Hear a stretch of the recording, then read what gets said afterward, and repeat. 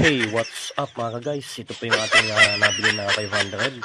Itong amplifier na to. So ito po gagawin na po natin. On po natin ang power mga guys. So meron siyang power. Ang issue po niya ay ayaw po mag-relay. Yun po guys. Ayaw po tumulong kanya relay. So kailangan po natin buksan ang ilalim nito. Para po natin kung ano problema. Check po natin isa-isang pesa. So ito po guys, buksan na po natin ang ilalim. So ito nga guys, tanggalin po natin ang pesa para po ma-check natin kung anong problema niya. Guys, tiyatanggal po natin ang pump para po ay mahugot po natin isa-isang mga pesang transistor. So ito nga po guys, meron na po isang buo para po tayo hindi mahirapan. So yan po, check po natin isa-isa.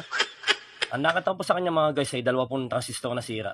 Yes! Ito po guys, pakita ko sa yung 2 transistor na nasira sa kanya. So ito nga po, natanggal natin 2 transistor na sira. So papapatan natin ito ng brand new na transistor. A few moments later. So ito po, hinihinangan na natin, napatan na po natin ang 2 transistor na bago. A few moments later. So ito nga guys, testingin na po natin. Gumamit po tayo ng Bluetooth para hindi na po tayo mahirapan paglalagyan ng mga jack. So yung speaker natin na D12. So yan guys, napatuloy na po natin. Talaga pong 500 pesos ay dito po tayo talo dito mga guys. So maraming salamat po sa pagsubaybay sa mga video. Follow and share. God bless us all. Thank you guys. Hanggang sa muli po. Maraming po salamat.